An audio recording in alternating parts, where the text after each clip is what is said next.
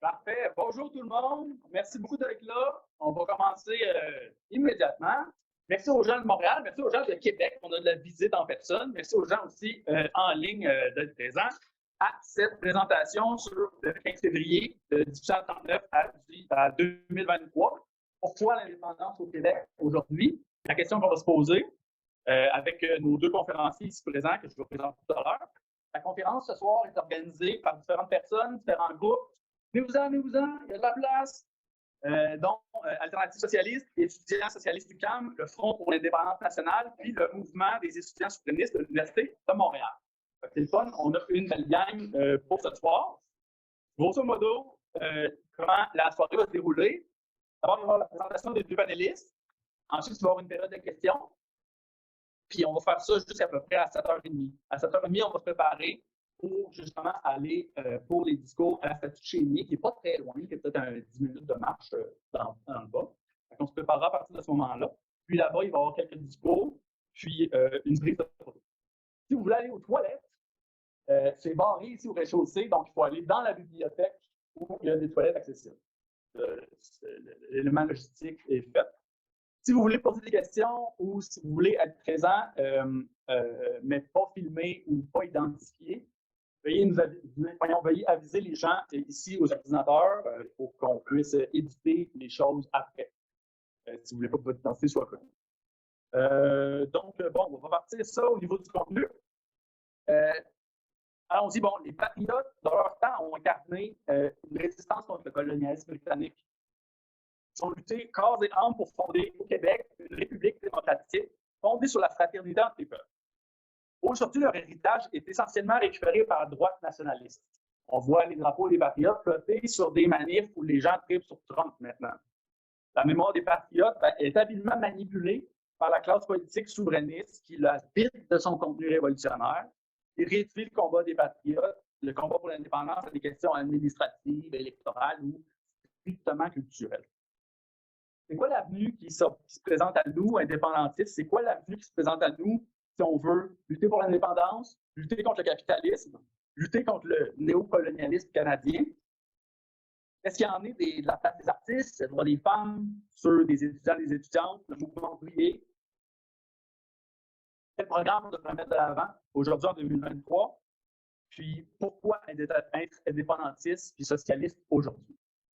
Donc, pour poser ces questions-là, pour en discuter, on a d'abord Ismaël Mimouni Michaud, ici, présent, là, ex-militant du mouvement des jeunes souverainistes, puis qui a été président fondateur du syndicat des travailleurs et des travailleuses du YMCA du PAC, ici à Montréal.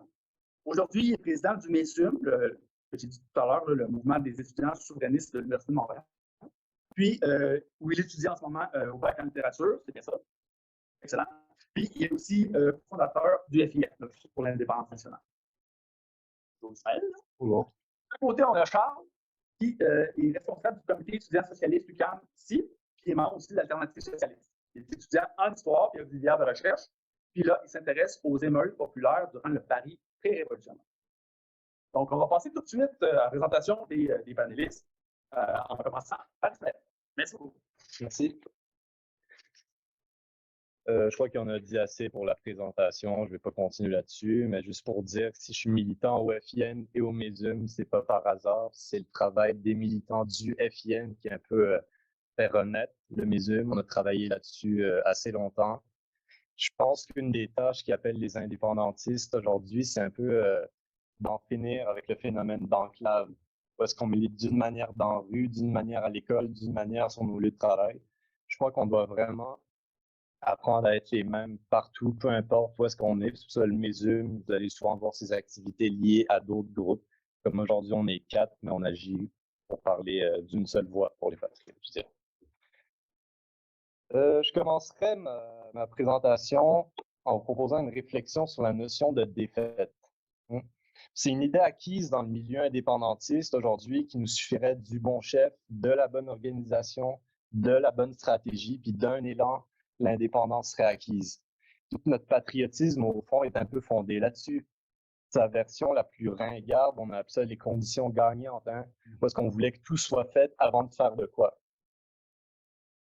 Puis, dans cette conception-là, toutes nos défaites sont perçues comme des erreurs. Pas des erreurs au sens où on s'est trompé tactiquement, mais des erreurs au sens où ça ne doit plus arriver.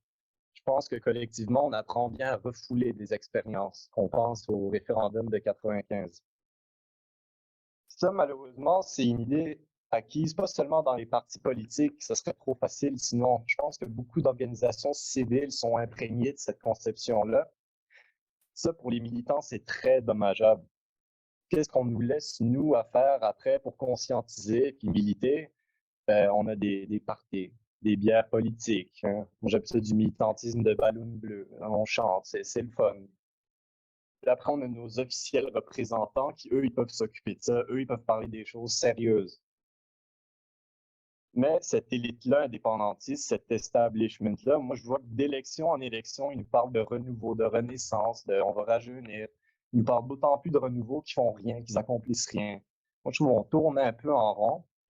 Si on est ici aujourd'hui, c'est pas pour parler de renouveau, c'est tout le contraire. On est là pour s'ancrer, hein, faire un héritage, celui des patriotes. On n'est pas là pour se dire qu'on veut rajeunir, mais pour dire qu'on est peut-être que quelques pas de plus dans une longue marche. Quelques pas de plus, mais renforcés par des années de militantisme derrière nous. C'est ça. En me demandant de quoi j'allais vous parler, je me dis, qu'est-ce qui nous distingue, nous, militants de la base, de notre establishment indépendantiste quand il est question de mobiliser la mémoire des patriotes? Moi, je remarque que chez ces politiciens, puis chez ces carriéristes-là, quand ils comprennent les plus sociaux-démocrates jusqu'aux plus fascisants, quand ils nous parlent des patriotes, c'est toujours pour en faire des figures hors du peuple, des plus que peuple. Vraiment, c'est nous, on ne peut pas y atteindre, puis on doit les écouter puis les suivre avec, par la bande, un message qui dit, ben nous, on est leur fidèle héritier. Alors que pour nous, les patriotes, je l'espère, et pas seulement ceux de 1839, mais tous ceux qui ont suivi, les Chartrand, les Bourgault, les Falardeau, etc. Pour nous, c'est ce qu'il y a eu de plus beau dans le peuple lui-même, c'est ce que le peuple a produit de plus beau pour lui-même.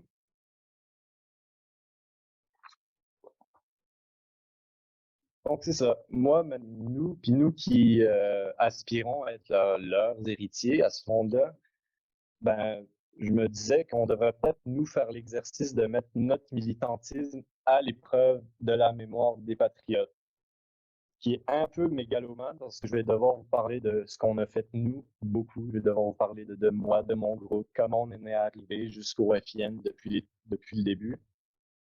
Je pense que notre génération, deux choses caractérisent notre militantisme. La première, c'est qu'en notre début vingtaine, on a passé par plus de formes d'organisation que certains l'ont fait au cours de leur vie. Ouais, il faut étudier ça, se demander pourquoi. Pas par frivolité, c'est pas par ennui, c'est bien par défaite, c'est par échec répété de certaines stratégies. Puis l'autre chose qui caractérise notre militantisme, c'est moi et ma gang, mais c'est le souci du réel, le souci de s'ancrer dans des rapports concrets aux gens, dans un monde qui est marqué, je vous l'apprends pas, par le carriérisme un peu. Donc voilà, je vais commencer du début. Hein.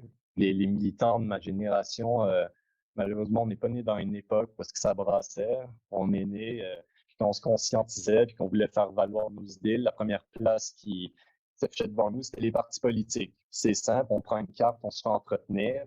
Comme de fait, on est devenus des poseurs de pancartes. C'était le plus palpitant qu'il y avait à faire. Sinon, c'était des âgés, parce que moi, je comprenais ni les fonctionnements, ni les fins. Et encore aujourd'hui, j'ai un peu de misère avec ça. Et voilà, je trouve que ces années-là de militantisme dans les partis ont eu quelque chose de très pervers chez les gens de ma génération, parce qu'on a assimilé le fait qu'il y avait une époque des grandes contestations, où est-ce que le peuple agissait sur son histoire, où est-ce que ça brassait, où est-ce qu'il y avait des liens entre les travailleurs et les indépendantistes. Puis aujourd'hui, on est l'époque des gens, voilà, les, les notables. Puis on a tout pour être civilisé, puis on peut parler, on peut discuter. Alors qu'à 15-16 ans, quand on rentre dans ces parties-là, puis qu'on dit, c'est l'âge des grandes découvertes, on découvre les Bourgault, Chartrand, on entend parler du FLQ, on écoute Falardeau, on commence à lire. Mais bon, on n'est peut-être pas très bien équipé pour faire valoir ça dans des organisations aussi pesantes que des partis politiques. Puis à un moment donné, après quelques années de militantisme à tourner en rond, il y avait une rumeur qui circulait dans les réseaux indépendantistes qu'un mouvement de jeunes voulait se créer, un mouvement qui voulait faire un peu sécession des partis et des mouvements établis. Ce mouvement allait s'appeler le mouvement des jeunes souverainistes. Puis moi, j'arrivais à Montréal, je militais à Sainte-Thérèse avant, puis en effet, je suis arrivé dans un climat vraiment d'enthousiasme. Il y avait des centaines de jeunes qui remplissaient des salles, ça brassait, on parlait d'idées. Il y avait tellement d'enthousiasme que c'était un peu intimidant pour les petits nouveaux qu'on était, on se connaissait pas, on arrive, puis il y avait déjà des jeux d'influence dans ce mouvement-là. Mais bref, c'est ça, ce mouvement-là, on a appris à le faire nôtre au fil du militantisme, on a fait des liens. Puis il a été marqué dès le début par le souci de mobiliser et que mobiliser. Mobiliser les corps, les esprits, mais que ça. Comme de fait, nous, on a appris, ça a quasiment eu un effet thérapeutique sur nous. Pour la première fois, on apprenait à ne plus demander la permission pour rien. T'sais, on répondait à l'actualité dans la rue. Quand le gars il finançait McGill comme un pas d'allure, on débarquait dans la rue. Puis on répondait à l'histoire dans la rue. Qui aurait cru que le 50e d'octobre allait être mené par des jeunes? La jeunesse qu'on dit dépolitisée, ben, s'est retrouvée à 300, 400 avec des drapeaux du FLQ et des pancartes avec la face de Paul Rose. Fait que nous-mêmes, on n'y croyait pas, je veux dire, en le faisant, puis on se découvrait une force, puis on avançait. Puis malgré l'absence de structure dans ce mouvement-là, il semblait régner un consensus. Je dis bien semblait parce qu'il va avoir raison de nous plus tard. Mais c'est l'absence de structure, on n'en voulait pas, puis aucune collusion avec les partis politiques. Ça a donné ce qu'il y a de plus beau, mais ce qu'il y a de plus laid dans le militantisme. Le plus beau, c'est qu'on était responsable de l'organisation. On ne pouvait pas s'en remettre à un délégué ou une instance qui va un peu nous entretenir. On n'attendait pas les ordres de personne. C'était à nous de le faire. Je me rappelle, moi et ma gang, au début, on voulait s'acheter du matériel, on voulait faire des choses, on sortait des poignées de change, puis on regardait, OK, on peut s'acheter 3 drapeaux, on y va, puis on faisait des actions à 2 heures du matin, et qu'on commençait le travail à 5, je veux dire, on sortait du matériel dans toute la ville. Il y avait un climat de solidarité, puis ça, on le voit pas. On le voit de moins en moins, j'ai l'impression. Mais bref, ça nous a appris la solidarité, ce mouvement-là. Puis le plus laid, c'est justement la prédation des mouvements puis des partis extérieurs et toutes les figures publiques qui n'ont rien fait depuis 10 ans, qui voulaient se recycler avec nous puis avoir le beau selfie pour dire on accompagne la jeunesse, c'est beau, ils font des trucs, puis nous on les... Non. Mais, je veux dire, c'était très... Ça, on a dû y résister dès le début. Il y a du monde qui ont essayé de récupérer ce mouvement-là, puis nous, on résistait. Mais peu à peu, ça a comme grugé l'organisation et de l'extérieur, puis de l'intérieur. Tu trouves les quelques bonnes personnes, puis voilà. Il y avait beaucoup de débats pour ou contre, on s'associe à un tel ou pas. Je me rappelle, nous, on nous accusait d'être les méchants communistes. Parce qu'on avait eu le malheur d'aller voir des débardeurs en grève. Ça a été un crime. Puis à un moment donné, on avait voulu faire une manif pour le français avec les syndicats parce qu'ils faisaient campagne sur la francisation. Ça n'a pas passé.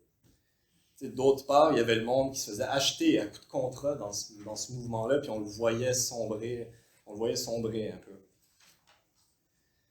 Je me rappellerai toujours une manif, justement, celle pour le français que je vous parle. On en avait fait une au début du mouvement parce qu'on répondait à l'actualité, il y avait du monde, puis ça s'est très bien passé. Puis la seconde, on n'avait pas vraiment de thème, on la faisait un peu dans le vide. Puis nous, on avait débattu un hiver au complet pour la faire avec les syndicats, puis ça ne fonctionnait pas.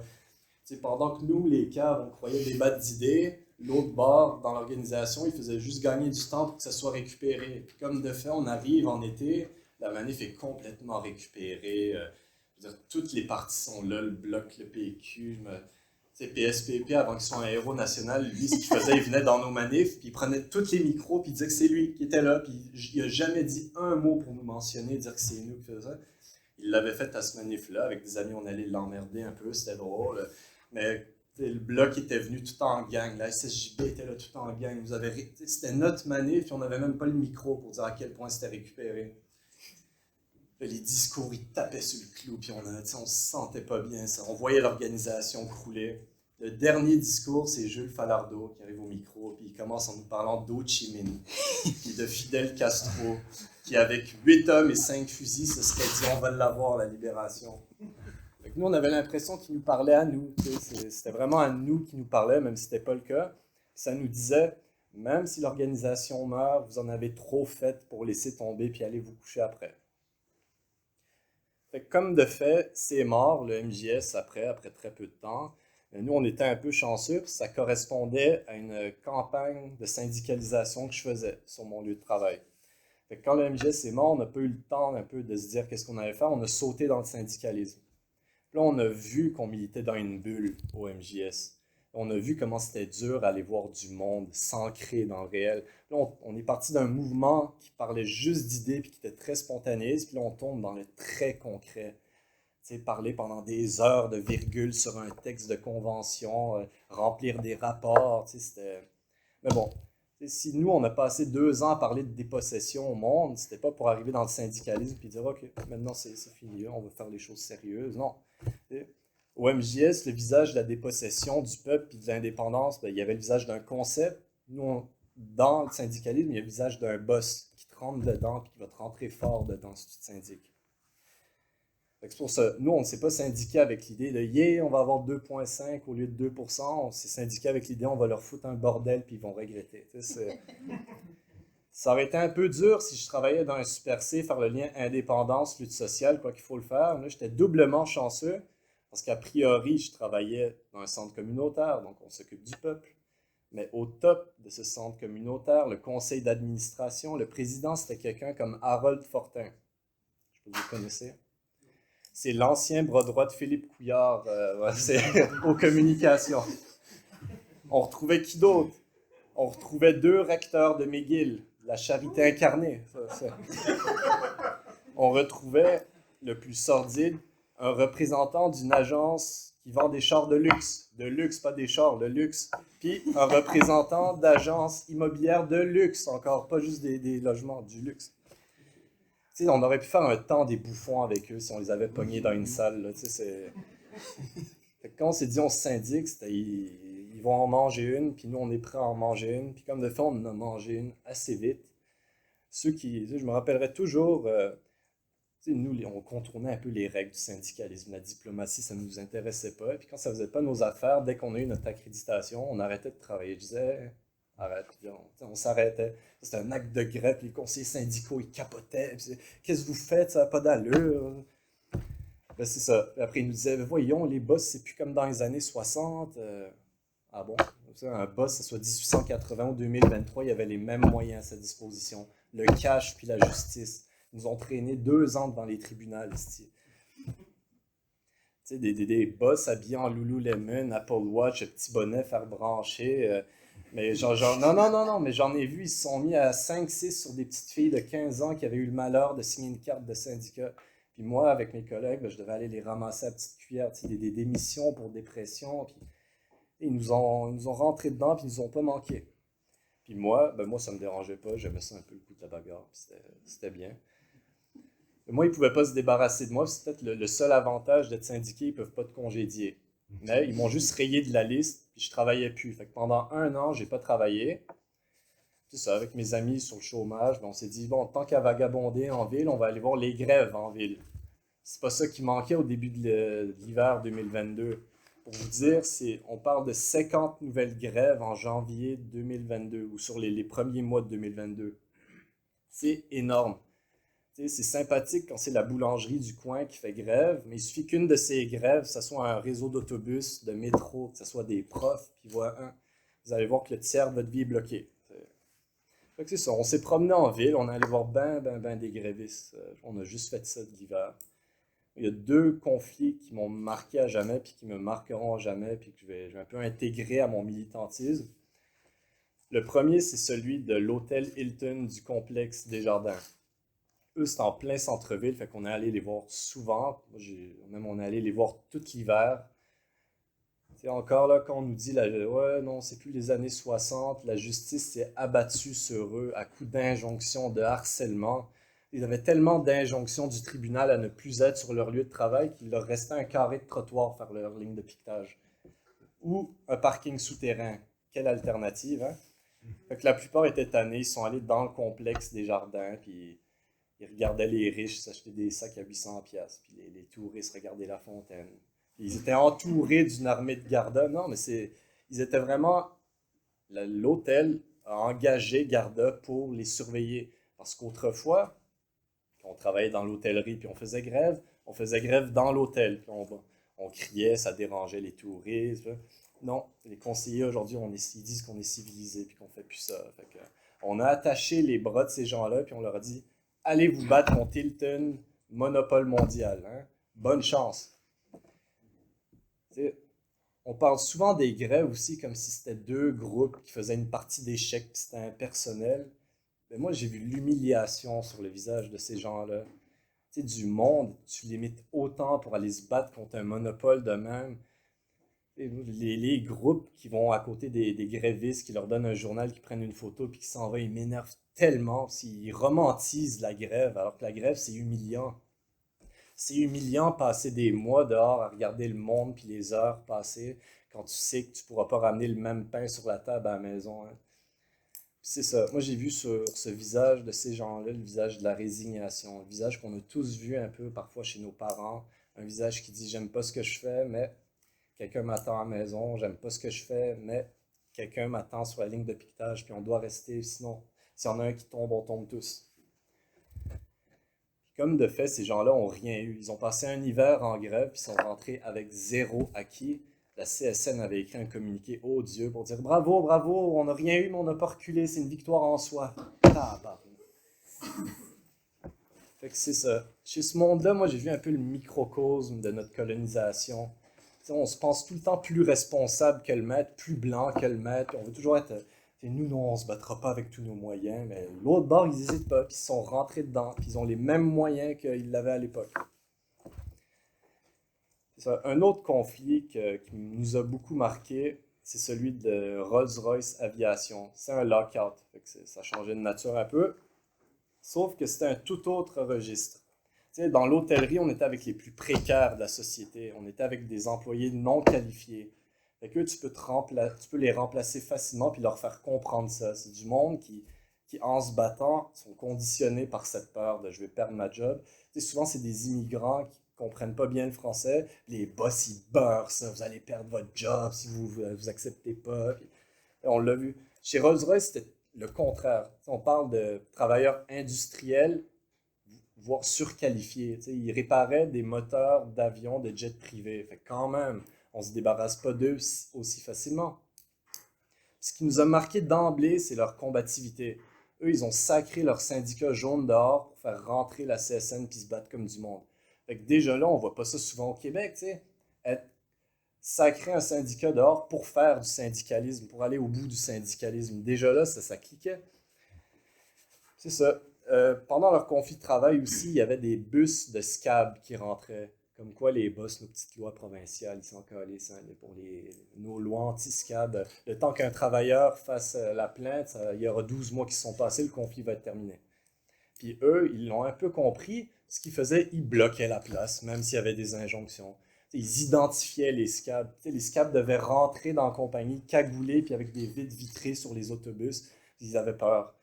Quand ils en trouvaient un, ils l'exposaient sur Internet, ils exposaient les huissiers qui venaient leur porter des injonctions. Ils ne faisaient pas juste se tenir puis manger des coups, ils en donnaient aussi. Ça nous a beaucoup marqué. Puis le comble, c'est que leur président, c'est un indépendantiste convaincu. Il s'est présenté au PQ à la dernière élection. Donc lui, il menait son combat contre la multinationale britannique. Puis on s'est dit, on doit aider ça. On est allé les voir, on a passé quelques fois sur la ligne de piquetage. On s'est tanné, on s'est dit on doit faire plus. C'est beau les visites de courtoisie, mais il faut plus. Fait qu'on avait organisé une levée de fonds où est-ce qu'on allait présenter un film, puis d'ici à ce que l'événement arrive, ben, on récoltait de l'argent, puis avec mes amis, on a fait les poches à notre famille, puis nos amis, puis on a ramassé 400 piastres. Je me rappelle quand on a lancé cet événement-là en ligne, le monde, tous les groupuscules disaient bravo, bravo, on va être là, on va tous venir. On voit du monde, on ne savait même pas c'était qui nous écrivait, nous dire qu'ils allaient être là. Tant mieux, c'est pas pour nous qu'on fait ça. Tout l'argent que vous donnez, que ce soit 25 cents ou 20 pièces, ça s'en va dans l'épicerie d'un gars ou d'une fille qui lutte. Tant mieux, venez. Et le jour J, on était moins que 10. Tous ces gens-là qui ont des idées grosses de même, peut-être qu'ils nous aimaient pas à face parce qu'on était baveux, mais quand même, c'était pour d'autres gens.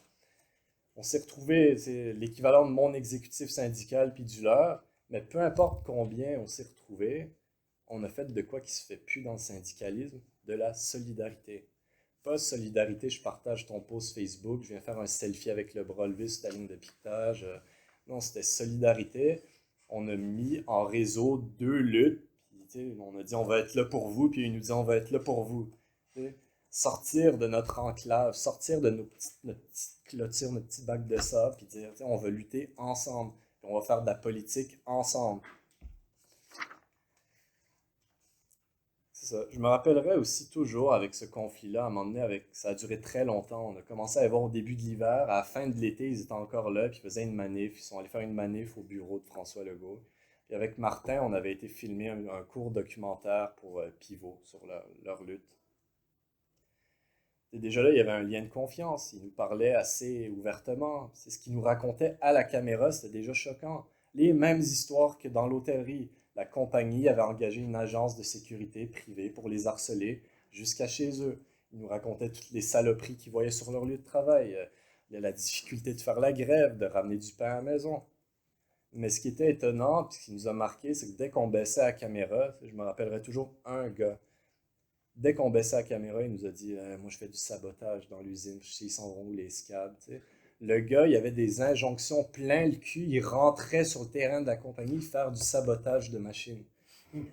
C'est pas un gars qui s'intéressait à la politique, il en avait rien à faire, il nous disait moi voter, je m'en calais, je voterai pas. Je suis désolé du gros mot, mais pour moi, c'est l'avant-garde, ces gars-là. C'est pas nous ici, puis avec notre militantisme de ballon bleu, puis nos petits rassemblements des fois, puis t'as des gars prêts à faire du sabotage, à payer de leur peau. S'il se fait pogner, il y a des dettes jusqu'à la fin de sa vie, le gars. Puis c'est fini, il est renvoyé. Ça nous a beaucoup, beaucoup marqué, puis on veut, dans notre militantisme, on essaie le plus possible de jamais oublier ça, pour qui on le fait. Pas pour des réseaux d'entre-soi, on le fait pour ce monde-là.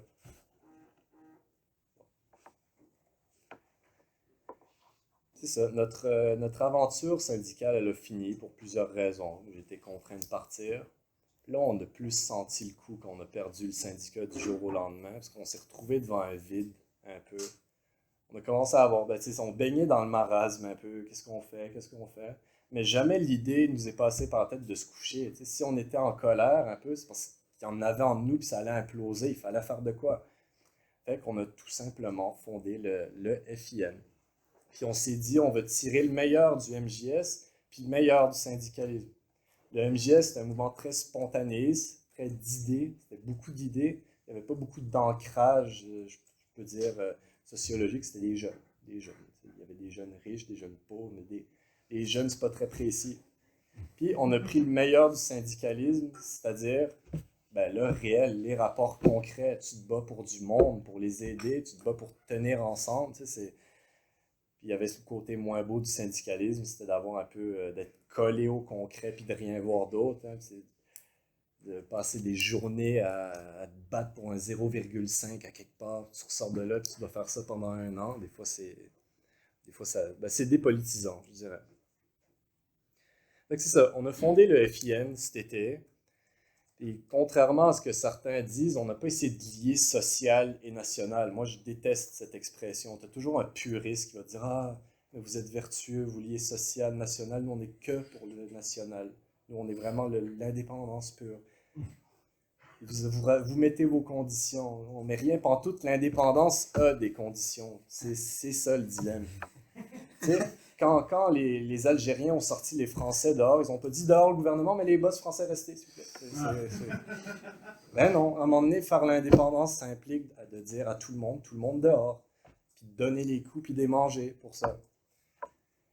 Fait que nous, on ne lit pas social et national. Le national, c'est une forme du social, ou dites-le comme vous voulez, mais on se bat pour du monde, on veut être au sol, à la base. Donc nous, les entre-soi souverainistes, puis les gros groupes, pas peur de cracher là-dessus, puis on pourra continuer de le faire aussi longtemps qu'il faut. Et voilà. Ce que je voudrais que vous reteniez un peu, si je peux dire, en guise de conclusion, c'est que malgré le nombre d'organisations par lesquelles on passe, une organisation, ce n'est qu'une organisation. Ce qui est important, c'est les hommes puis les femmes dedans. C'est bien beau avoir une machine avec un compte de banque à 126 000 $, puis des idées grosses de même, mais si tu n'as pas le monde prêt à faire un peu de ce qui est nécessaire. Hein. L'indépendance a des conditions, puis si tu n'es pas prêt à le faire, ça ne sert à rien. C'est stérile, tu vas entretenir, tu vas faire une carrière à faire des parties puis des petites discussions. C'est ça. Puis Pierre Vallière, il disait dans une lettre très peu connue de lui qu'il envoyait à un ami pendant qu'il était en prison, il disait « Le peuple ne va pas se soulever d'un bond tout seul de même. » Il disait « Il faut faire individuellement l'effort que nous-mêmes on attend du peuple. C'est comme ça qu'on va juger notre peuple. Pas l'inverse, dire oh, le monde est donc bien dépolitisé, puis se rouler les pouces, puis dire ah, ça n'a pas de bon sens. » C'est ça. Je vais finir en citant un autre monsieur, Pierre Falardeau, qui lui, je crois que c'est dans Québec Libre, son livre d'entretien, il disait ça. Il faut des gars capables de lancer des cocktails Molotov, puis d'autres capables de dire pourquoi ils ont lancé le cocktail Molotov. Mais pas que. Le militantisme, c'est pas que de l'action spontanée, que du romantique, que de la confrontation, même si en faut.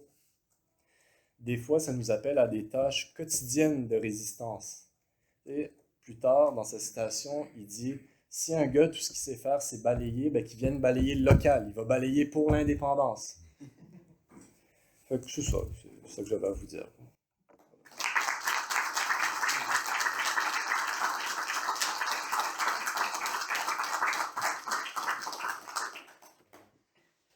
Donc, merci Ismaël, super pour ton propos. Pour ma part, ça va se dérouler en 3 parties. Je vais parler de la conjoncture internationale. Ensuite, je vais en arriver à la situation du Canada. C'est quoi le fédéralisme canadien? Derrière le discours, comment ça se passe en geste. Puis ensuite, on va en arriver à la situation québécoise. Puis à travers ces 3 blocs-là, répondre à la question pourquoi l'indépendance et le socialisme en 2023? Ben, de préférence en 2023, pas nécessairement au 21e siècle, mais en 2023, ça serait bien. Ouais. Donc, camarades, ce que les médias ne vont jamais vous dire, c'est que le capitalisme mondial il est en crise. Puis ça se manifeste de diverses façons. Il y a des règlements climatiques, les attaques et les reculs contre les travailleurs, travailleuses et les droits syndicaux, les attaques et les reculs des droits des femmes, des personnes trans. On l'a vu aux États-Unis dans la dernière année, la révocation de Roe versus Wade, la crise de l'inflation puis la crise du logement. Puis aussi, ce qu'on observe dans la dernière décennie, au minimum dans la dernière décennie, c'est cette montée de la droite, d'une droite qui se dit nationaliste, qui est souvent xénophobe, voire néofasciste. Puis les meilleurs exemples de partis actuels qui justement sont ouvertement d'extrême droite, on les trouve en Italie, en Suède, avec Démocrates de Suède, malgré le nom, c'est un parti qui s'ancre dans le nazisme des années 30 et 40. Puis on les retrouve aussi en Norvège. Bien sûr, 2 personnalités qui s'associent aussi à cette montée de cette droite qu'on qualifie de populisme, c'est Donald Trump, évidemment, et Bolsonaro au Brésil. Mais au Canada puis au Québec aussi, il ne faut pas se leurrer, il y a aussi cette montée de cette droite-là.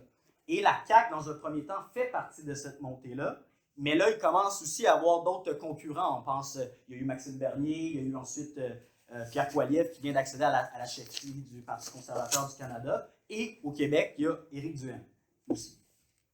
Cette droite-là est bonne pour pointer un autre. Mais l'autre, c'est souvent une minorité. Minorité de genre, minorité religieuse, personnes racisées, les migrants, les réfugiés. Mais il ne pointe jamais le capitalisme et sa propriété privée qui est à l'origine des égalités puis qui tire en fait finalement tout son pouvoir de ce droit-là. Montée de la droite, crise du capitalisme, ça s'accompagne, c'est ça, du nationalisme, des nationalistes peut-être au pluriel en fait, mais qui dit nationalisme parle aussi de questions nationales. Et c'est le sujet de pourquoi on a décidé, le FIN puis étudiants socialistes, de faire un panel, c'est de parler de la question nationale aujourd'hui. Puis les guerres, c'est aussi une expression de ces tensions-là qu'on observe dans la crise. La guerre en Ukraine, évidemment, mais on oublie qu'elle a commencé en 2014 avec l'annexion de la Crimée. Et tout ça, ce n'est pas étranger.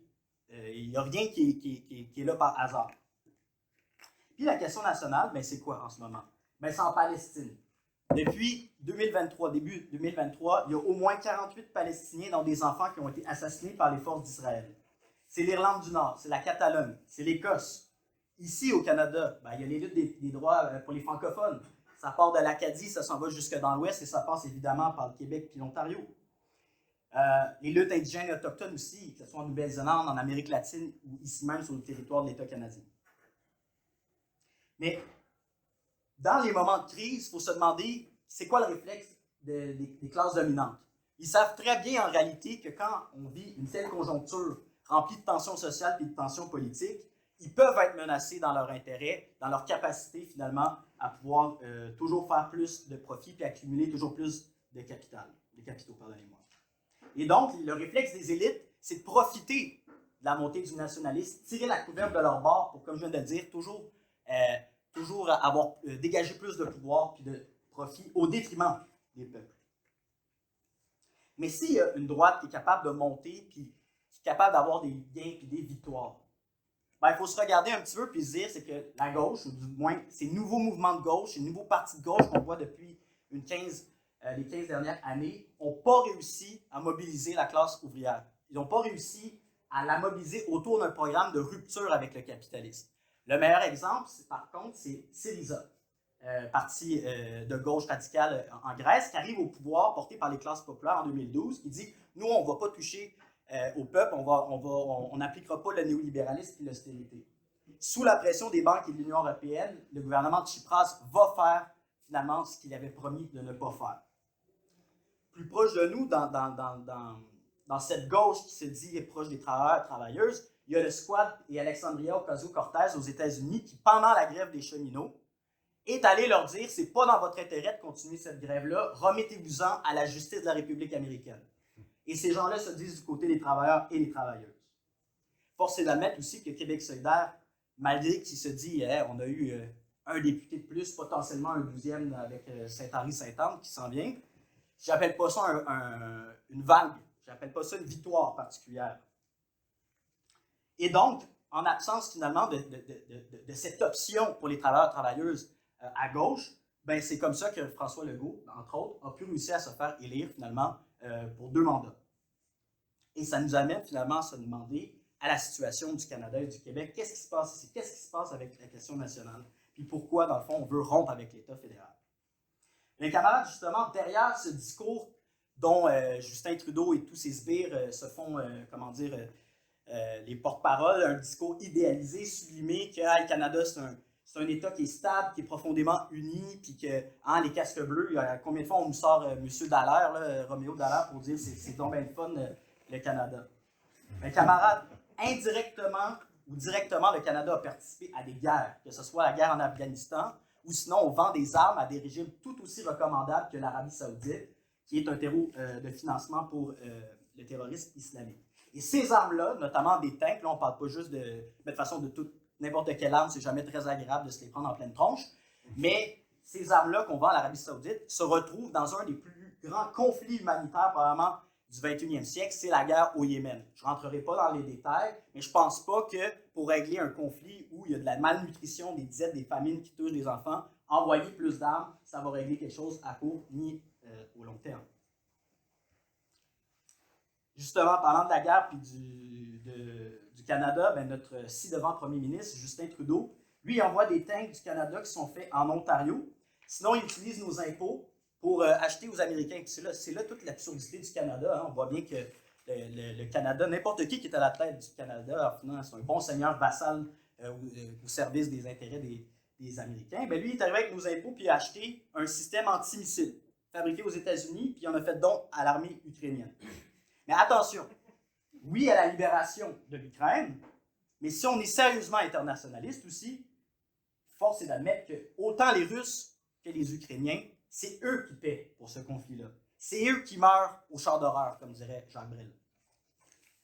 Puis, dans le fond, qu'on soit au Donbass, qu'on soit en Crimée, qu'on soit à Kiev ou à Moscou ou en Sibérie, ce qui est important, c'est la fraternité des peuples, l'unité de la classe ouvrière, mais en posant comme principe fondamental l'autodétermination des peuples, l'autodétermination égalitaire. La liberté, c'est pas bon seulement pour quelques peuples, c'est bon pour tous les peuples. Puis, c'est là où je paraphrase Lénine. Lénine disait à propos des questions nationales et coloniales, il dit « On n'est jamais sérieusement internationaliste si on ne lutte pas contre notre propre classe capitaliste, puis on n'est jamais vraiment internationaliste si on ne se bat pas pour la liberté des autres. » Puis, pendant que le Canada se montre comme étant une nation vertueuse, bien, on peut se demander en fait pourquoi il y a des communautés autochtones qui n'ont toujours pas de nouvelles de leurs femmes disparues. On peut se demander pourquoi il n'y a pas d'eau potable dans certaines communautés, qu'il n'y a pas d'électricité encore. On peut se demander aussi pourquoi, quand il y a des membres d'une nation autochtone qui bloquent un chemin de fer, la GRC rapplique le plus vite. D'ailleurs, là, sentez la pointe d'ironie, c'est probablement la seule fois où les Autochtones vont recevoir une réponse rapide institutionnelle. Le Canada aussi, c'est un paradis fiscal pour les minières, les pétrolières. C'est un royaume des oléoducs, du gaz de schiste, puis même proche de nous, à Saint-Michel-des-Saints, même si c'est le Québec, c'est quand même sur le territoire de l'État canadien pour l'instant, on va avoir une mine à ciel ouvert, probablement les plus grandes en Amérique du Nord. Et en plus de se gaver de subventions et d'évasion fiscale et toutes ces belles choses, ces minières canadiennes-là, ils s'en vont au Chili exploiter les travailleurs et travailleuses du Chili, scraper leur environnement, puis ils font la même chose aussi en Afrique. Donc, il ne faut pas se leurrer. Le Canada, ce n'est pas si joli que ça, l'État canadien. Historiquement, c'est une entité méprisante envers les premiers peuples, les Acadiens, les francophones, les Québécois. Puis, en définitive, on a bien plus en commun contre nos exploiteurs communs. Tomber dans l'opposition facile d'opposer franco-anglo, ça sert quoi en définitive? Ça sert le discours fédéraliste qui adore bâcher sur le Québec et nous peinturer comme des racistes. Ah, ils n'aiment pas les Anglais, ils n'aiment pas les immigrants. Il ne faut pas leur donner cet argument supplémentaire que, dans le fond, nous, notre lutte serait une lutte purement et uniquement linguistique. Camarades, si on se réfère aux patriotes, il y a bien un exemple dans notre histoire où il y a eu des francophones et des anglophones qui ont lutté dans une cause commune, ben, c'est bien les patriotes de 1837. Et donc, ce qui m'amène à parler aussi du Québec, parce que s'il ne faut pas tomber dans le piège du discours fédéraliste canadien, il ne faut pas plus tomber dans ce que j'appelle le sentimentalisme nationaliste québécois. En d'autres termes, la classe politique québécoise, comme l'État québécois, n'est pas en dehors de toute critique. Il existe bel et bien un capitalisme québécois, ça s'appelle le Québec Inc.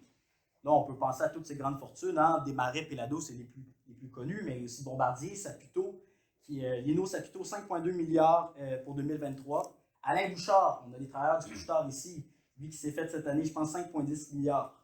Et ça, camarades, c'est ça qui est scandaleux, c'est ça qui est honteux. Alors que depuis les années 80-90, les salaires des travailleurs et travailleuses du Québec n'ont pas été indexés, n'ont pas suivi le coût de la vie. Ça se passe chez nous, ça, ces inégalités-là. On peut parler aussi que le capitalisme au Québec, c'est la fonderie Horn. Horn, dont on sait depuis les années 70, depuis le gouvernement du PQ, qu'il y a des rapports qui disent que c'est dangereux, c'est potentiellement dangereux aussi pour la santé des futures générations. Le gouvernement n'a jamais rien fait pour ces gens-là. Tout ce qu'ils ont fait, c'est de dire on va s'en occuper puis donner des autorisations le droit en fait de polluer. Puis l'Abitibi-Témiscamingue, berceau des luttes ouvrières au Québec notamment, bien justement, la région, à cause de ces entreprises-là, c'est 88 infractions à la loi sur l'environnement et la santé publique en 2001. Ça se passe chez nous, avec l'accord complaisant du gouvernement du Québec. Il ne faut pas aller non plus à Seattle ou à Vancouver ou à Toronto pour voir des preuves que le logement privé, tous ces entrepreneurs-là, avec leur logique pourrie, ben, ça empiète en ce moment sur nos besoins fondamentaux. La gentrification, la spéculation, tout ça se passe sous les yeux des politiciens qui continuent à faire des belles promesses, des beaux discours, mais en réalité, c'est totalement OK pour eux. En plus, à chaque fois qu'il y a un problème à Montréal, si on prend le cas de Montréal, mettons la question du logement, puis là, on voit aussi l'absurdité du fédéralisme canadien, c'est que tout le monde se renvoie la balle. Le fédéral dit « Ah, ben là, allez voir le gouvernement du Québec, on leur a envoyé l'argent. » Là, le gouvernement provincial dit « Ben là, le fédéral ne nous a pas donné assez d'argent. » Puis la Ville de Montréal, qu'est-ce qu'elle nous dit? Ils ne nous ont pas donné d'argent. On peut aussi citer, parce que on dit toujours au Québec, on est mieux qu'ailleurs, ben, du moins, peut-être pas vous le dites, mais on entend ça souvent. Ben, force est d'admettre que des féminicides, ça continue. Que la lutte pour l'égalité entre les femmes et les hommes n'est pas terminée. Qu'il y a du rattrapage salarial à faire, notamment.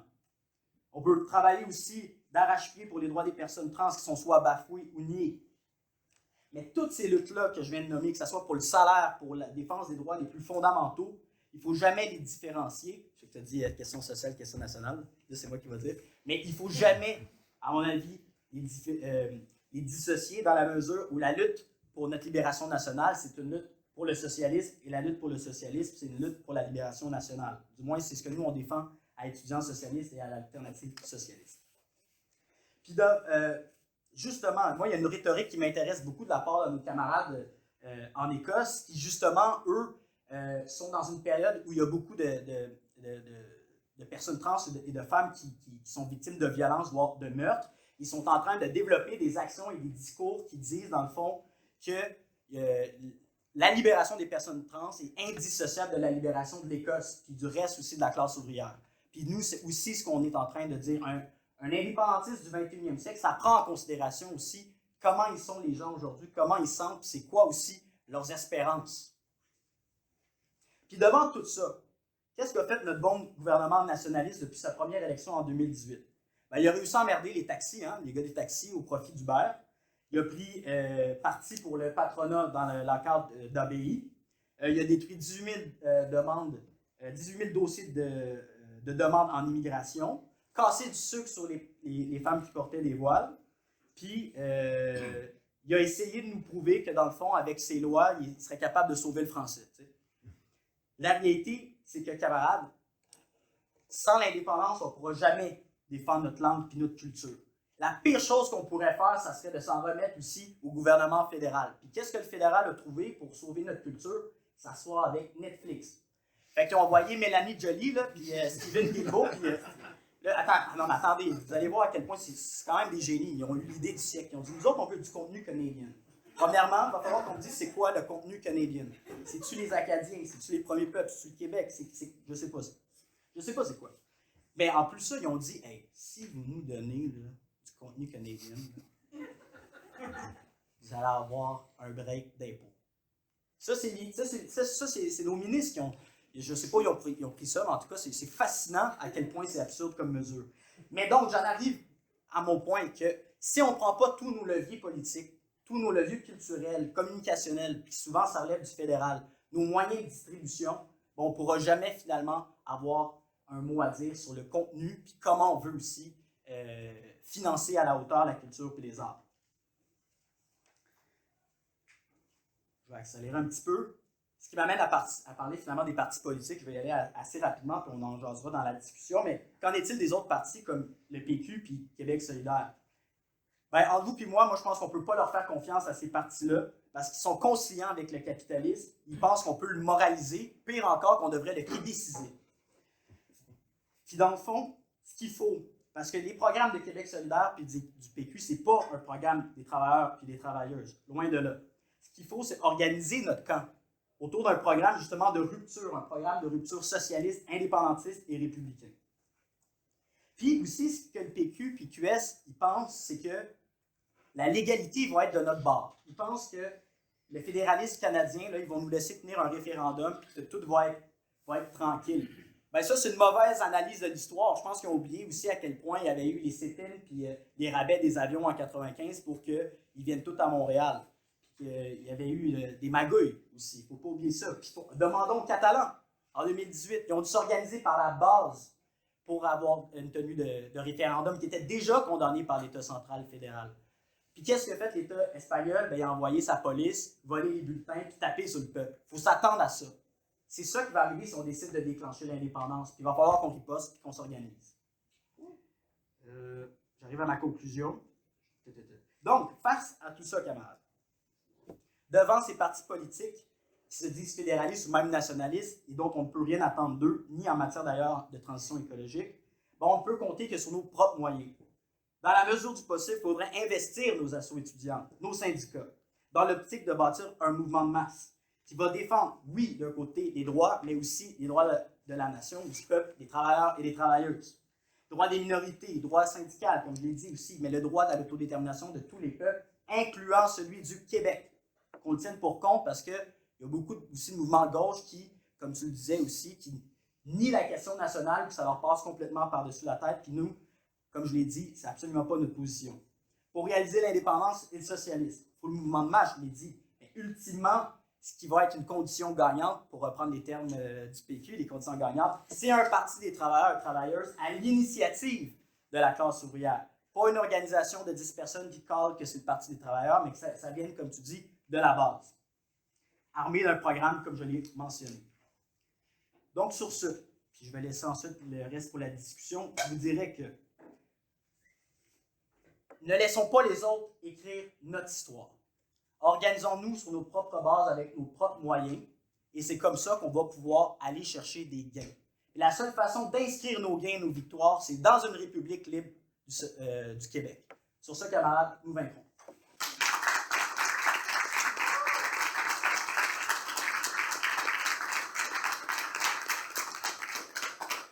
Merci beaucoup Ismaël, merci beaucoup Charles. On va passer à la période de questions et d'intervention. Oui, compte tenu du nombre qu'on est, essayez de limiter peut-être vos interventions, vos questions à 3 à 5 minutes pour qu'il y ait un maximum de possibilités de gens de parler. Fait que je vais prendre vos mains, puis je connais pas vos noms, fait que je vais vous pointer. Fait que faites-moi signe si je vous vois pas. Voilà. Donc, on a Didier juste ici. Bonjour. Bon, je vais essayer de faire ça vite, parce qu'en fait, moi, je suis vraiment dépaysé dans un vrai choc culturel, parce que je viens de la tendance marxiste internationale, que j'ai quittée au mois d'août dernier. Pourquoi c'est un choc culturel, dans le fond, très rapidement, c'est que je suis rentré dans cette organisation-là en tant que marxiste, et ils nous ont fait lire la question nationale de Lénine, entre autres textes. Puis dans le fond, j'ai appris un tout autre discours, que pour être socialiste et marxiste, il fallait ne pas avoir de position de principe sur l'indépendance, que c'était une question de tactique, sur la base de, si on peut résumer très très rapidement, que ça donne quoi de faire l'indépendance pour avoir un autre État bourgeois, qui serait français, mais qui serait quand même un État bourgeois, et pour laisser de côté la classe ouvrière dans le reste du Canada. Pourquoi ne pas plutôt renverser l'État canadien? Et là, ils ajoutaient renverser l'État canadien si c'est possible, mais ne pas être contre l'indépendance et pour le fédéralisme, dans le but de suivre la classe ouvrière québécoise si jamais elle voulait faire l'indépendance, puis inviter nos amis des autres provinces à nous suivre dans une révolution internationale. Bon, ça c'est la tendance marxiste internationale. J'ai quitté pour une énorme quantité de raisons, mais en partie parce que plus ça allait, plus j'étais tenté par l'indépendance. Mais là, plus je devenais indépendantiste, plus je me sentais le besoin de me distancer du marxisme, de Trotsky, de Lénine, etc., etc., etc. Fait que dans ma tête, depuis quelques mois, plus j'étais indépendantiste, plus je me dis, je ne peux pas être marxiste en même temps. Donc là, je sais pas, dans le fond, je ne sais pas par où commencer et comment réconcilier ces deux tendances-là. Ça, c'est la première question que j'avais. Je ne sais pas, je l'ai bien formulée. Une autre question, c'est j'ai vraiment des tendances indépendantistes, en effet, mais je ne peux pas m'empêcher d'écouter les balados de ce qui se passe dans les autres provinces, de remarquer, par exemple, qu'en Ontario, on a la privatisation croissante du système de santé exactement comme ici, puis de voir tous les gens à gauche, notamment les syndicats qui luttent dans toutes les autres provinces. En Alberta, on parle d'Alberta, c'est le pétrole, mais c'est aussi les syndicats qui ont fait la grève contre Jason Kenney, ou c'est les professeurs en Ontario qui ont fait la grève contre la loi spéciale avec la maudite clause dérogatoire que Doug Ford a eu à abandonner à cause de la grosse grève des Ontariens. Donc, je me dis, quand je parle aux indépendantistes qui ne sont pas marxistes, ils me disent quelque chose comme « Ah, il faut être indépendantiste parce qu'il y a quelque chose qui nous distingue, nous les Québécois, puis dans le fond, nos valeurs sont différentes des valeurs des Canadiens anglais. » Moi, je suis obligé de dire « Non, je m'excuse, c'est pas vrai. Les professeurs en Ontario qui ont fait la grève contre la loi spéciale, j'ai pas mal plus en commun avec elles ou eux que les Québécois qui sont riches puis les gens de Québec solidaire. » Fait que dans le fond, la question, c'est comment faire l'indépendance et se retrouver devant quelqu'un de Toronto qui nous dirait So, are you giving up on us? Je dis ça en anglais parce qu'il nous dirait ça en anglais probablement. Est-ce que vous renoncez à la lutte avec nous? Dans le fond, tout ce qu'on dit contre l'État fédéral, ils pourraient le dire eux autres avec. Fait comment est-ce qu'on fait pour inclure le reste du Canada, la classe ouvrière du reste du Canada dans un projet indépendantiste? Et comment on fait pour inclure les anglophones ici et les communautés culturelles? Puis pour terminer, c'est quoi le lien entre le vrai marxisme et l'indépendantisme? Merci beaucoup. Je vais prendre d'autres questions, commentaires, un peu en rafale. Je vais redonner la parole ensuite à Ismaël et à Charles. N'hésitez pas à vous lancer, il n'y a pas de mauvaises questions. Là? Ouais. J'attendais. N'hésitez pas, monsieur l'animateur, à me couper. Car j'ai comme beaucoup à dire. D'abord, je veux vraiment vous remercier. Les deux, vous aviez des présentations super stimulantes, enthousiasmantes, énergisantes. Ça fait du bien après une journée de travail. Donc, merci beaucoup pour ça. Merci Didier, c'est ça? Oui, Alors, merci beaucoup aussi pour tes questions. En fait, c'est plus un apport, dans le fond, un commentaire que j'ai que des questions en tant que telles, mais ça joue un peu l'intervention de Didier. C'est la raison pour laquelle on doit lutter pour l'indépendance. Pour moi, c'est pas juste d'un point de vue d'identité nationale, c'est un point de vue d'oppression nationale. C'est comme l'indépendance du Québec, elle est obligatoire pour s'extirper de l'exploitation de l'État capitaliste sur notre territoire. C'est pas juste parce que moi je suis née ici, ça concerne les gens qui émigrent ici aussi et qui se font autant exploiter par l'État canadien. Puis les travailleurs d'Alberta sont aussi exploités par l'État canadien, mais l'histoire du Québec, l'histoire de la gestion du territoire du Québec, ça ne peut l'émancipation en fait, ne peut se faire que par l'indépendance. Et ça ne doit pas se faire au détriment des solidarités à construire avec les travailleurs et les travailleuses du reste du Canada et du reste du monde entier. Et on a des capitalistes oppresseurs communs aussi. On a des dénominateurs communs. Il y a des travailleurs et des travailleuses de la fonction publique fédérale au Québec, puis en Ontario, puis en Alberta, ils ont le même boss. Tantôt, Ismaël, tu parlais de l'importance d'être sur les piquets de grève, tout ça, mais des fois, c'est ciblé. C'est qui notre oppresseur commun? Puis souvent, l'État canadien va nous unir de cette façon-là. Mais comme il peut y avoir la même chose d'un point de vue aussi multinational, il peut y avoir l'exploitation de travailleurs qui produisent des vêtements au Bangladesh, puis des travailleurs qui vendent ces mêmes vêtements ici. La compagnie en tant que telle, c'est un oppresseur commun. Donc, moi, le marxisme et l'analyse marxiste est nécessaire à bien saisir la vie de l'indépendance, parce que les marxistes se basent sur des conditions de vie différentes. Donc, ça propose un plan de match. Ce n'est pas mon chef. Puis, ensemble, nos conditions de travail, nos conditions d'étudiants, puis notre opération commun comme on disait. Maintenant, qu'est-ce qu'on fait avec ça? Le marxisme nous a aidé là-dedans, en fait. Ça a une bulle de l'oreille. Merci beaucoup pour le commentaire. Personne qui veut se lancer? Commentaire, réflexion, question? Je veux dire de continuer, c'est comme ça. Voulez-vous vous lancer? Voulez-vous rebondir sur ce qui a été dit? Oui. Monsieur, d'abord, tu avais dit, les Canadiens anglais peuvent dire la même chose que nous, on leur reproche au final. Mais moi, je pense pas que ça soit si égal que ça. Il n'y a pas juste la lutte de classe, pas juste de la lutte de lieu de travail. Il y a des rapports politiques qui font qu'on est un sous-État, nous. Les Ontariens ne se font pas invalider leurs lois linguistiques. Les Ontariens ont pas eu besoin d'un FLQ pour se faire entendre. Ça dit peut-être que nous, on est un peu différents et que c'est pas totalement égal. Deuxièmement, sur la solidarité entre travailleurs, je suis d'accord pour être solidaire avec un Albertain, autant que je le suis avec un Suédois, qu'un Syrien et tout. Ça va se faire en égalité. Pas égalité ou associer l'un de vous avec son pied sur la tête de l'autre, mais égalité, vous allez nous en donner, puis après, on va parler convenablement. Tu sais, qu'on prenne l'exemple, justement, la grève illégale des profs ontariens. J'ai trouvé que cette grève-là, elle nommait notre question nationale. Là, tous les socialistes canadiens sont sautés là-dessus. Vous voyez bien, vous n'avez pas le choix d'être Canadien, être avec eux. J'avais l'impression de revenir à l'époque où les gens comme Chartrand, Vadeboncoeur, Ferron, ils étaient dans les premiers mouvements socialistes, fédéralistes. Puis, dès qu'ils faisaient un peu de travers sur la langue pour dire nos travailleurs sont peut-être un peu plus exploités en raison de la politique. Non, non, non, vous détruisez l'unité, ça n'a pas de bon sens. C'est ça que je voulais dire. On serait égaux, mais égaux comme on est avec tout le monde, puis égaux en droit. Il y a de la politique. C'est pas juste faut pas prendre des luttes de travail une par une, puis se dire, toi, Ils ont deux yeux, un nez, une bouche. C'est pareil. Non, c'est pas pareil. Il faut voir les rapports politiques et grandir ça des fois. C'est ça que j'avais à dire. Je n'avais pas une question pour la deuxième intervention.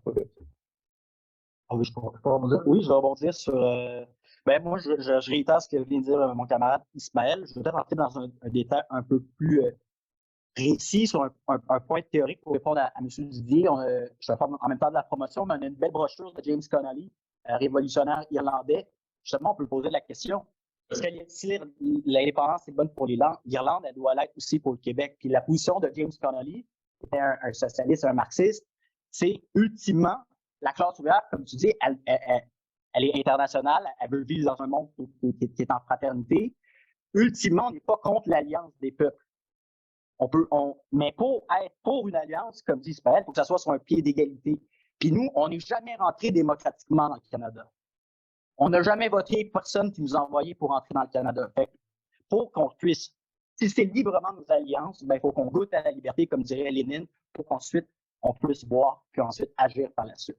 Moi, c'est ce que j'ajouterais là-dessus. Puis je pense que si on vient même encore là aux Patriotes qui nous intéressent aujourd'hui, les chefs du Bas-Canada étaient en relation avec les chefs du Haut-Canada, qui est aujourd'hui l'Ontario. Ils ont tenté de booter out l'impérialisme anglais. Donc, c'est pas impossible qu'on revoie ça. Si on prend encore là, même le cas de la Russie à l'époque de l'Union soviétique, malgré tout ce qui va se passer par la suite, au début, je pense que c'est quoi, les 100 ou 200 nationalités sur le territoire, puis tu as plein de territoires, ça a causé des débat, évidemment.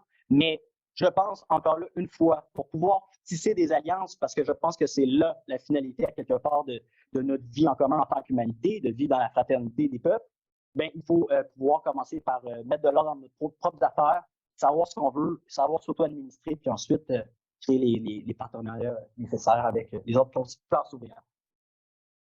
Charles, une question là, puis là. Vas-y. Oui, moi, en fait, c'est une question peut-être plus de base. Je ne sais pas si pour en revenir, au début, par rapport au identité, beaucoup d'affaires qu'on fallait vraiment exactement dans le même pendant. La question était de comment est-ce que, justement, vous êtes capable d'établir des stratégies de recrutement concrètes? Parce que je ne sais pas plus le temps. C'est un des problèmes que je ne sais pas si vous avez. Même si on en parle de l'indépendance, on sensibilise, on essaie d'aller rechercher plus de gens. Il y en a beaucoup, justement, qui vont être OK, ouais, pour dire. Il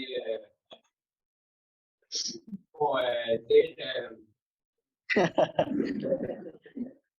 en a beaucoup qui vont dire ouais, le projet il est beau, parfait, tout ça, on embarque, tout ça. Ils vont faire partie des comités, pour faire partie de cette affaire-là. Et encore une fois, on vient à même si on commence juste avec des événements. Je vais prendre ton expression de ballon bleu. Même à ça, il peut y avoir 40 comités qui vont venir, on finit par être 10 comment est-ce qu'on est capable de justement aller chercher des gens qui vont être prêts à rester et à comprendre que la l'unité, c'est pas juste exactement faire un partage sur Facebook et de militer finalement, mais comme tu sais, il y a plus que tant qu'on ne fait pas l'effort, le sacrifice, que c'est pas toujours beau, ben, que finalement, tout non plus, c'est vraiment difficile. Comment est-ce que vous êtes capable de connecter avec les gens? De savoir plus, on parlait des luttes des classes et tout, admettons le Canada démocratique socialiste et le Québec démocratique. Reste qu'au fond, il y a une identité commune, un enracinement, il y a des traditions. Donc, je voulais savoir votre point de vue sur le rapport identitaire, c'est-à-dire la langue, la culture, même l'origine ethnique, c'est-à-dire que, admettons, le Québec est indépendant, il faut regarder les frontières. Dans chaque pays colonisé, il y a des angles droits dans les frontières. En Europe, les frontières, c'est vraiment naturel, tandis que lors du colonialisme, ils ont mis des lignes droites. Par exemple, au Québec, c'est séparé de d'autres peuples, d'autres Canadiens français, franco-ontariens et Labrador et aussi Acadie, mais en même temps, ils nous ont regroupés avec d'autres peuples. Je me demandais la modification des lignes territoriales, qu'est-ce que vous en pensez en fonction de l'identité de chaque peuple. Bien sûr, dans une posture anti-impérialiste et anti-coloniale. Merci pour votre présentation, camarade. Merci pour les questions et commentaires aussi. Merci à la personne qui s'est trompée de clairement. Bref, j'ai deux questions, puis ensuite, ben, là, je suis motivé de répondre à ma première question. Moi, je suis vraiment dans le concret, c'est comme quand tu lis les textes, ça va être OK, mais qu'est-ce qu'on fait? Ben, d'après vous, dans la prochaine période, donc là, on est en février, fait que genre mars, avril, mai, mettons cet été-là, là, on se reparle cet automne. C'est quoi les possibilités de solidarité prioritaire? On a mentionné les employés de l'hôtel Desjardins, on a mentionné les employés de la compagnie de voiture que Rolls-Royce, merci. Donc, là, la question, c'est simplement, ben, dans la prochaine période, si on avait à se préparer d'avance pour intervenir, puis bâtir des nouvelles solidarités, puis des alliances, pour faire de la ville ensemble, ben, on irait où, d'après vous? Deuxièmement, tu sais, comment est-ce que vous adaptez votre message pour les personnes anglophones, les autochtones, immigrants, migrantes, etc., dans notre mouvement? Parce que, ben, je vais vous laisser répondre. Je dirai à votre réponse seulement. Puis, pour répondre à ce qui s'est dit avant sur la question, genre très, très, très intéressante de savoir comment est-ce qu'on se distingue du Canada, puis comment est-ce qu'on non, ou comment est-ce qu'on travaille ensemble ou non. T'sais, pour moi, c'est pas genre l'idée, puis après ça, la lutte, puis après ça, la libération. Pour moi, c'est l'éducation à l'indépendance, si on veut penser de manière abstraite comme ça. C'est pas moi qui va le faire avec des arguments écrits. C'est l'oppression nationale qui va enseigner aux gens qu'il y a de quoi qui va pas. Genre. Nous, notre job, c'est d'articuler des solutions qui invitent les gens à se battre avec nous. Ça donne qu'objectivement, le Québec, on a besoin de s'émanciper pour améliorer la vie des gens. C'est une réalité objective matérielle. Fait. Nous, ça fait partie de nos luttes de faire ça. Mais ça n'enlève pas la pertinence des mouvements de masse ailleurs au Canada. Donc, d'être solidaire avec les luttes de la classe ouvrière pour leur propre émancipation, ça va dans le champ d'intérêt des autres qui ne nous concernent pas. Il faut être prêt à faire cet échange-là, c'est bien correct. C'est ça que je répondrais à notre ami de Toronto. Je dirais, moi, si tu ne partages pas 100% des luttes que j'ai, tu peux. Moi, je parle à une personne trans qui se sent genre mis de côté dans notre société parce qu'elle ne peut pas se trouver un appartement, parce qu'elle ne peut pas se trouver de job, parce qu'à la banque, la banque a enregistré sa voix avant genre, son changement hormonal. Puis là, quand elle essaie d'aller avoir accès à son compte, elle se fait accuser de fraude. Puis elle se fait sacrer dehors pendant qu'il y a un drapeau près. C'est ça, c'est des expériences concrètes, objectives. Je ne vais pas commencer à dire genre, ouais, ben moi, je te crois pas. Non, il faut être seul. C'est ça, la solidarité, c'est de pouvoir s'écouter. Donc, nous écouter le reste du Canada, mais en même temps, comme on l'a dit plus tôt, c'est eux de nous écouter. Puis, vu que nous, on a une vraie souffrance, puis une exploitation, ben, c'est sûr, s'ils veulent faire la solidarité de classe, on va pas accepter ça. Donc, ça, c'est petit en ce moment. Mais je vous Merci. Merci. En fait, moi, une question que je me pose, comment on fait, comment on est 8 personnes, Denis, c'est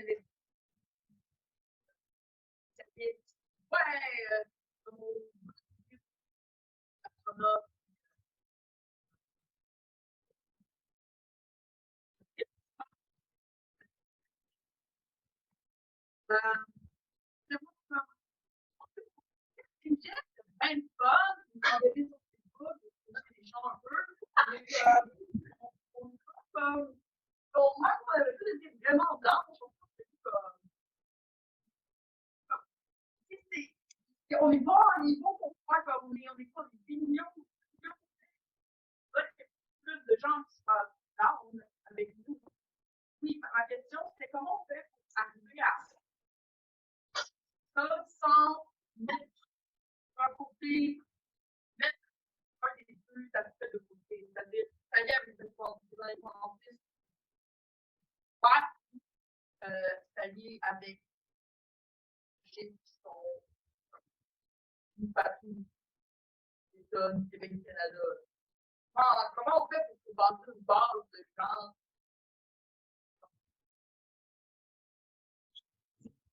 Ça fait beaucoup, un peu.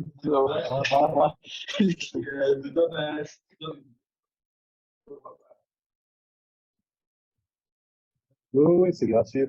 C'est tout. Mais je pense qu'il n'y avait pas d'autres questions. À moins. Ouais, t'avais une question? Avec la chemise rouge, là. Oui? Non, ok, parfait. J'avais cru de voir lever la main. Mais je pense qu'il y avait-tu d'autres commentaires ou questions? Moi, j'aurais pas à dire. Vas-y, après ça, on va faire un peu de Au Québec, genre à Limoilou, là, il y a un garage municipal qui est comme dans les développements en centre social autogéré. C'est ça, c'est un garage municipal que la ville elle utilisait pour stocker des trucks en neige. Elle ne l'utilise plus, puis elle peut vendre ça à l'innovation. Dans le fond, les autres, c'est genre la recherche en surveillance intelligence artificielle américaine. Nous, on veut que ça soit un centre, je dis nous, mais comme, je suis impliqué, mais c'est d'autres personnes qui pourraient plus en parler que moi de ça. C'est mes amis. Puis, ils ont commencé par faire un mini-centre à Limoilou. C'est comme sur 2 étages, c'est tout petit. Puis là, ils veulent prendre le garage, justement. Cet endroit-là, il est situé dans Mézeray. C'est des endroits où populés par des personnes de migration, juste comme des blocs, du logement, des lieux où la classe d'horaire est. Donc, c'est comme ça, comme Schleim, mettons. Puis, c'est ça peut être des lieux, justement, aussi que les gens peuvent se rencontrer, puis comme passer de culture de la solidarité entre les gens qui vivent des inégalités, puis dans le fond, ceux qui vivent des inégalités, s'ils vivent dans leur coin, dans leur coin de la lutte, ça reste comme des. C'est ça, je peux briser le sectarisme, puis justement d'unir les personnes qui se battent pour l'indépendance, parce que l'indépendance, moi, comment je la.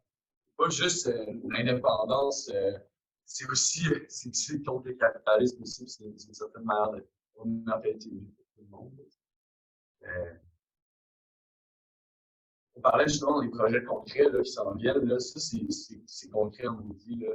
Et, on était là par Saint-Jean-Baptiste, en train justement d'investir le lieu. On fait des épluchettes de blé d'Inde, des trucs juste pour venir que les gens habitent le lieu.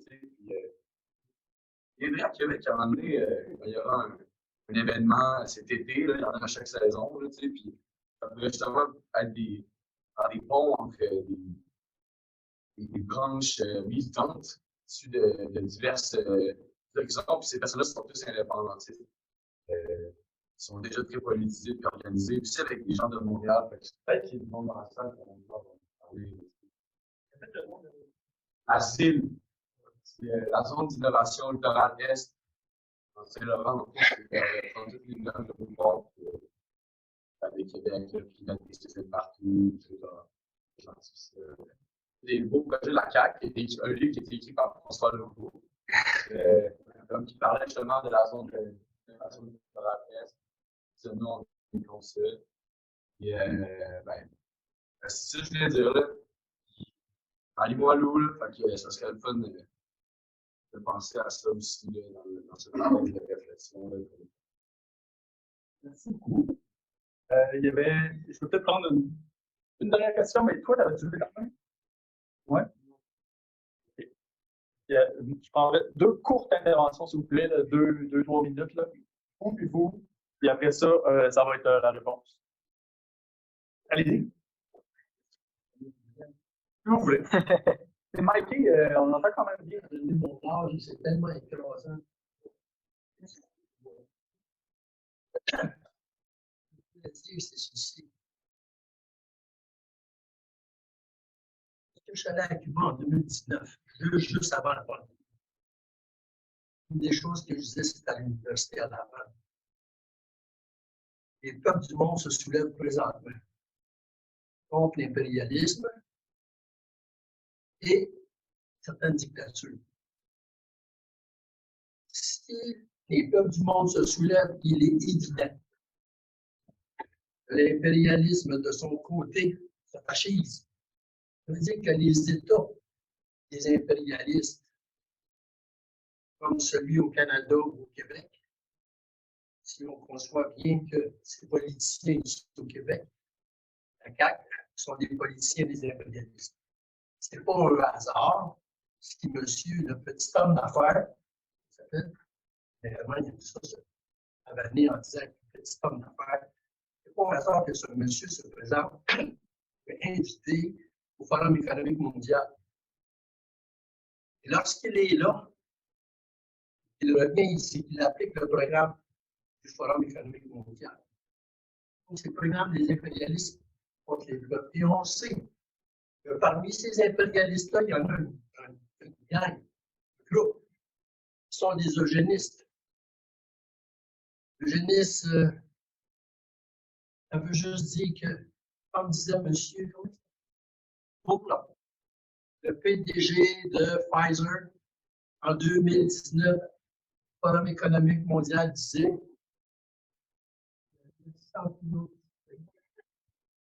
je disais comme ceci, avec nos vaccins, on va l'éliminer jusqu'à 50% de la population.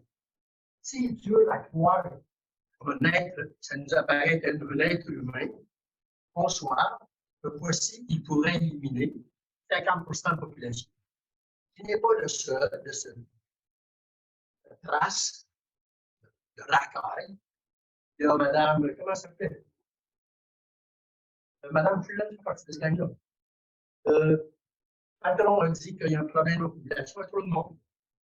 Il y avait cette vieille, excusez-moi si je parle loin, cette vieille picouille qui s'appelle chef du Fonds monétaire international qui est rendu au Fonds monétaire européen. Cette vieille picouille-là qui disait, merci beaucoup, qui disait que nous, les vieux, jusqu'en les 15 ans, on vit trop longtemps. On s'en fait. C'est étonnant, mais ces rapaces sont là. Quand des individus, ah oui, excuse-moi, quand, moi je t'en ai mis trop raccourci, parce qu'il m'a demandé de raccourcir. Le fait principal, c'est deux choses. Un, vous, la jeunesse, vous devez étudier au maximum. Au maximum, faire l'enquête au maximum. Pour que rien, je fasse rien contre nous, les peuples, ça ne va pas dans le. Deux, je vous dirais aussi, comme avait dit Rose, c'est un Cubain, c'est un Quito, on va dire au Vietnam.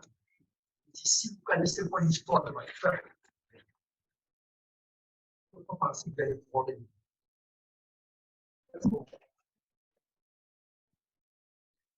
Une brève question sur la guerre en Ukraine. Est-ce que le mouvement indépendantiste québécois aurait voulu soutenir l'indépendance du Donbass, qui était bombardé depuis 1914 par le régiment Azov, un régiment néo-nazi qui est né de la mouvance nationaliste en Ukraine, qui a restauré Bandera comme héros national. Est-ce que le mouvement indépendantiste québécois démocratique aurait pas dû soutenir le Donbass? On va passer à la période de réponse, puis c'est ça, je vais faire dans une dizaine de minutes, puis on va commencer à passer nos affaires. Oui, il y a beaucoup de stock, là, fait que j'ai un peu répondre à pas mal de monde en même temps. Non, mais je vais dire des choses précises aussi. Mais toi, d'abord, tu me parlais de ton expérience pour une zone, justement, à Québec, que vous alliez occuper et tout. Je me rappelle quand on a fondé notre syndicat, on a eu l'impression du jour au lendemain, le mouvement indépendantiste nous a lâchés. Comme quoi, c'est plus notre registre. Même les plus progressistes, ils nous disaient c'est pas de mes affaires. Comment ça, c'est pas de tes affaires? Fait que, bref, nous, on a dû travailler avec du monde qu'on reconnaît pas pour être des indépendantistes. Je pense au IWW, le syndicat de combat. T'sais, avec eux, ils sont venus nous soutenir tout le temps, puis nous, de notre bord, on allait les aider. Tout récemment, on occupait le bureau de la ministre Chantal Rouleau pour une réforme de l'aide sociale où ils s'en vont gratter des peanuts sur le dos du pauvre monde, puis eux, ils se font payer leur facture de sel avec l'argent. Ils s'augmentent leurs dépenses en grattant. On allait occuper. Ce que j'ai remarqué, c'est qu'eux, c'est pas juste des militants, ils sont vraiment dans le réseau communautaire. Le monde qui est venu occuper sur la 50aine de personnes dans le bureau, on était 5 jeunes. Le reste, c'était toutes des... C'était les mal pris de la société, les poquets, c'était aussi beaucoup d'aînés. j'étais fasciné de voir comment tu peux mobiliser ce monde-là. Puis, notre peuple il est là, mais pourquoi nous, on leur parle pas? Pourquoi on prend comme acquis que c'est pas notre registre, puis le communautaire? De toute façon, on regarde tout le temps ça de haut un peu. Nous, on ne salit pas les mains entre indépendantistes, on étudie en droit et tout.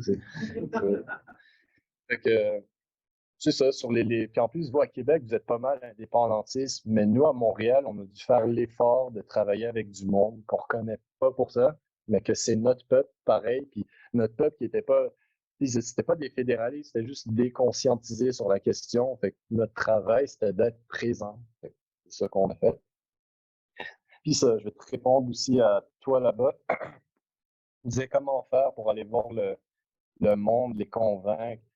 Ben, d'abord, ce que je disais au début, c'est ne pas militer d'espèce de colonisation mentale où est-ce qu'on milite par enclave, d'une manière à l'école, d'une manière dans la rue, d'une manière au travail. Reste le même partout.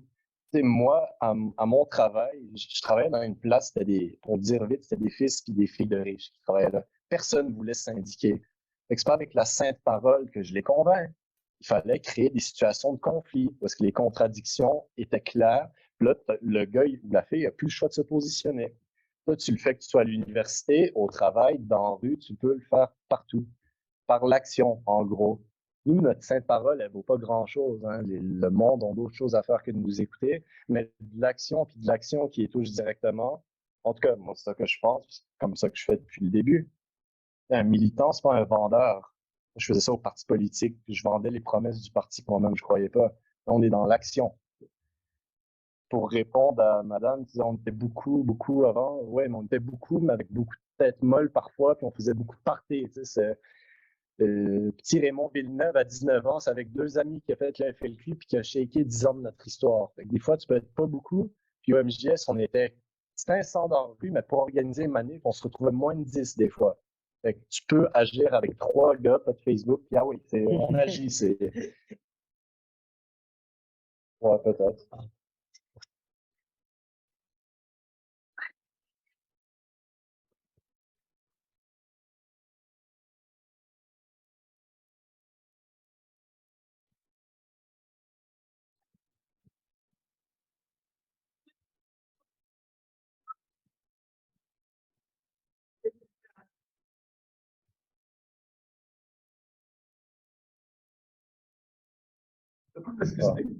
Mais on n'était pas beaucoup, il faut pas beaucoup de monde pour faire de quoi. La question, c'est est-ce qu'on faisait réellement quelque chose? Moi, je trouve que ça a été très vite circulaire, nos expériences militantes. Tout ça, puis si tu désespères, je veux dire, fais campagne sur ton lieu de travail. Si tu le fais pas déjà, tu vas voir, tu vas plus être enragé que désespéré. Il y a toujours, il me semble, il y a toujours un profiteur, un exploiteur à quelque part, peu importe. Maintenant, sors-le de l'ombre puis fais-le vent au grand jour, puis le monde devra se positionner. C'est ma méthode. Merci. Je vais commencer avec l'interrogation sur le Donbass parce que c'est la question la plus épineuse, puis je ne connais pas nécessairement 100% le dossier. Ce qui est sûr, c'est que est-ce que le mouvement indépendantiste ou n'importe qui au Canada doit appuyer le gouvernement Zelensky de façon aveugle? Non. Est-ce que, en tout respect pour le droit à l'autodétermination, on devrait laisser le Donbass, dans une certaine mesure, choisir son destin? Moi, je dirais que oui. Mais est-ce qu'il faut l'appuyer en soi comme ça? Moi, je pense qu'il faut quand même laisser un peu les choses revenir un peu au calme dans la situation actuelle. Mais ce qui est sûr, c'est qu'appuyer des bataillons de néo-nazis, ça doit absolument pas être dans le programme du mouvement indépendantiste. Ça, c'est clair, il faut que ça soit condamné, que ce soit des néo-nazis, soit en Ukraine, en Russie ou au Donbass, eux, ils doivent être condamnés. Mais en soi, si les peuples veulent se donner un État, il faut y aller. Il faut marcher dans ce sens-là, surtout si les travailleuses. Ensuite, on disait, est-ce qu'on a assez avec le MJS, pas le MJS, pour en arriver à l'indépendance? Les indépendances comme les révolutions, moi, je pense que ça ne se décrète pas. C'est des mouvements historiques qui sont poussés justement par des tensions qui soient matérielles ou sinon sur des questions qui sont très, comment dire, qui touchent au plus près de la vie des gens. Il y a beaucoup de mouvements de libération que les gens, au début, ils ne se seraient jamais posé la question s'ils allaient faire l'indépendance ou non. Le peuple français, le peuple russe, ils n'ont pas dit on fait la révolution. Ils l'ont pas dit, ils l'ont fait. Parce qu'il y a eu des conjonctures qu'ils ont amené à devoir finalement renverser un ordre qui ne répondaient absolument plus à rien. Le point donc, pour faire le lien aussi avec la question, on va où pour mettre en branle le peuple? Ben là, en ce moment, je pense qu'on a des camarades syndicalistes dans la salle qui pourront peut-être en parler, mais on a des négociations de convention. Il va y avoir des piquets de grève, il va y avoir peut-être même des manifs. Il faut aller parler avec des travailleurs et travailleuses là. Il y a l'environnement, il y a les jeunes qui font beaucoup de manifs. Quand même bien, ils sont 5. On peut aller voir les 5 et leur convaincre que sans l'indépendance et le socialisme, il n'y aura jamais finalement de planète en santé. Que si on ne prend pas nos ressources, mais on va laisser ça encore au privé, puis eux, ils s'en foutent, ils peuvent ruiner une mine, puis ils partent après. Ils font ça, hein, d'ailleurs, en Afrique, puis au Chili, mais ils l'ont fait aussi à Rwanda, puis ce coin-là. Fait que je pense que des luttes, c'est pas ça qui manque, puis toutes les luttes, même le logement, on peut faire le lien. C'est encore du monde qui construit des condos luxueux juste à côté du canal de la Chine, qui sont à peu près plus de la moitié du temps inoccupés. Je parlais avec quelqu'un qui avait fait le recensement dans ces buildings-là. C'est du monde du Qatar, de l'Iran, des États-Unis, de la Grande-Bretagne et de la Chine qui peuplent ces affaires-là. Fait que si on ne prend pas les terrains qui appartiennent soit à la ville ou au fédéral, qu'on ne peut pas développer nos propres affaires, ben ça va être d'autres qui vont le développer pour nous. Fait que je pense que les luttes, justement, quand on est vraiment attentif à tout ce qui se propose devant nous, il y a toujours une possibilité de le ramener vers l'indépendance puis le socialisme. Ensuite, c'est quoi que je voulais dire? Les frontières, je ne me risquerai pas vraiment sur ce commentaire-là, à mesure où il y a aussi les peuples autochtones qui peut-être vont avoir des revendications territoriales. Il faut encore là s'asseoir puis trouver l'égalité qui est nécessaire pour qu'on puisse voir comment le territoire va bouger. Mais encore là, ça vient aussi qu'il faut faire nos alliances. Et les Autochtones comme les Québécois, il faut qu'on goûte à l'indépendance, à la liberté, il faut qu'on se reconnaisse entre nous en disant « Hey, seul, on ne peut pas faire grand-chose. Il va falloir qu'on se mette ensemble. » Puis, pour la gang de Québec, nous, on a Alternative Socialiste, on a nos camarades à Québec. Fait que ça nous ferait plaisir de venir vous aider si vous avez des luttes à mener dans cette bonne vieille citadelle. Je vais m'arrêter là-dessus pour rajouter de quoi? Ouais, j'ai oublié de dire ça au monde qui disait comment on fait, comment on va voir les gens. Ce que j'ai appris en faisant du syndicalisme, c'est que d'aller sur une ligne de piquetage avec ton journal puis ton appareil photo, ça ne sert à rien. Ton lien a duré 3 secondes et demie. Et une chose qu'on a remarqué, c'est que le monde, il y en avait beaucoup à dire puis que les militants, on a tendance à ouvrir notre gueule trop souvent. Il suffit d'amener une caméra sur une ligne de piquetage puis te libérer de la parole, puis te montrer c'est quoi le réel aux gens. Nous, on faisait ça un peu avec Martin, on s'est dit, on va se la fermer, ils vont nous parler. Je vois souvent ça avec les communautés culturelles, les politiciens adorent ça, aller se faire photographier dans Saint-Michel, et ils les laissent jamais parler. Quand est-ce qu'on laisse, au final, militer, est-ce que c'est pas juste ouvrir l'espace pour que le monde puisse parler, faire leurs trucs eux-mêmes? C'est laisser l'autonomie à tout le monde, que ce soit pour les travailleurs, les communautés culturelles ou totaux, mais écouter puis faire connaître cette parole. Après, c'est... Merci beaucoup. Bonne année pour